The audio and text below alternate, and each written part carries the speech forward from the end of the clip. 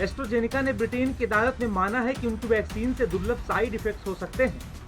बता दें कि ब्रिटिश हाई कोर्ट में जमा किए गए दस्तावेजों में एस्ट्राजेनेका ने स्वीकार किया कि उसकी कोरोना वैक्सीन से कुछ मामलों में थ्रोम्बोसाइटोपेनिया सिंड्रोम यानी TTS हो सकता है। दरअसल इस बीमारी में शरीर में खून के थक्के जम जाते हैं और प्लेटलेट्स की संख्या काफी गिर जाती है। बता दें कि भारत में सबसे पहले कोरोना वैक्सीन कोविशील्ड है, जिसे पुणे के सीरम इंस्टीट्यूट ने बनाया है। कोविशील्ड का formula British pharma company AstraZeneca से लिया गया है। वहीं भारत में भी कोविशील्ड वैक्सीन को लेकर कई तरह की बातें कही जा रही हैं। वहीं भारतीय डॉक्टरों का इस पर क्या कहना है, सुनिए। जो प्रॉब्लम्स होती है ना, वह वैक्सीन लगने के कुछ दिनों के अंदर होती हैं। जिनको प्रॉब्लम होनी थी मेजॉरिटी को, वह हो गई होंगी, ठीक है। जिनकी लाइफ बचनी थी उससे बच गई होंगी। ग्रेजुअली जो है जितना समय बीतता जाता है प्रोबेबिलिटी घटती जाती है कि कुछ प्रॉब्लम होगी, ठीक है। सो इसलिए जो है इसको लेके घबराने की जरूरत नहीं है। इसकी संभावना हो सकती है, ये नहीं कह सकते कि उसी से हो रहा है। ऐसे भी हार्ट अटैक होते थे। आप देखिए तो पूरे देश का अगर डेटा देखें तो हार्ट अटैक ऐसा नहीं कि पहले नहीं होते थे, अब भी होते हैं। ब्रेन स्ट्रोक जो है, क्योंकि क्लॉटिंग जब भी होगा, मेजर रीजन ही होता था हार्ट अटैक का जो है क्लॉटिंग, कि क्लॉट हुआ, आपकी पहले से जो है कंप्रोमाइज्ड आर्टरी है हार्ट की, क्लॉट हुआ तो सडन ब्लड सप्लाई वहां की रुक जाती है जहां पे क्लॉट फंस गया, तो हार्ट अटैक होता है। सेम ब्रेन में होता है तो स्ट्रोक होता है, उसमें डेथ भी हो सकती है या पैरालिसिस हो सकता है अगर ब्रेन में हो रहा है तो ये नॉन फिनोमेना है।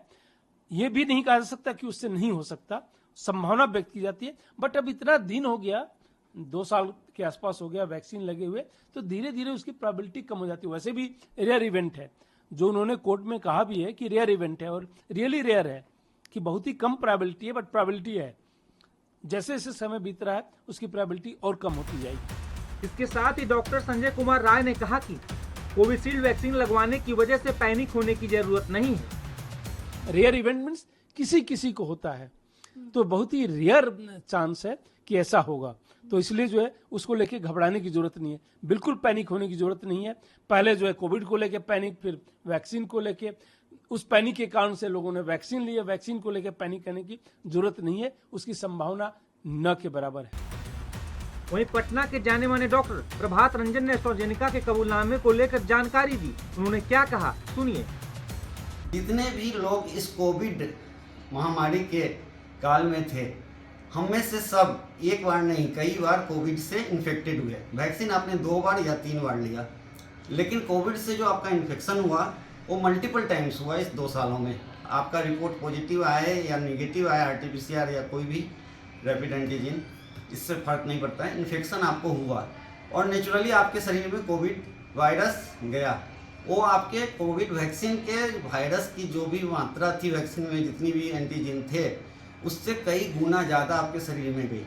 उस रेस्पेक्ट में यदि हम बात करें पूरे वर्ल्ड वाइड और इंडिया वाइड भी, तो कोविड के से रिलेटेड पार्टिकुलर थ्रोम्बोसिस और थ्रोम्बोसाइटोपेनिया की जो केसेस हो रही हैं पूरे वर्ल्ड में, वो उसका नंबर नहीं इंक्रीज किया है। सो इसलिए आप ये नहीं बोल सकते कि ये सारे केसेस कोविड वैक्सीन या कोविड वायरस के कारण ही हो रहे हैं। जैसे हार्ट अटैक्स को कई बार जोड़ा जाता है कि कोविड के कारण हो रहे हैं, उस तरीके की चीज़ों को आप जोड़ के नहीं कर सकते हैं और पॉलिटिकलाइज करने से कोई फ़ायदा नहीं है। मेरा ये कहना है कि ये पॉलिटिक्स का विषय नहीं है, ये साइंस का विषय है और साइंटिफिकली इसमें कोई भी गलत चीज़ नहीं है। आपको बता दें कि एस्ट्राजेनेका के कबूलनामे को लेकर भारत में कोविशील्ड को लेकर डॉक्टर यही सलाह दे रहे हैं, ज्यादा घबराने और पैनिक करने की जरूरत नहीं है। वैक्सीन लगे 2 साल से ज्यादा का वक्त बीत चुका है। टाइम्स नाउ भारत डिजिटल की रिपोर्ट।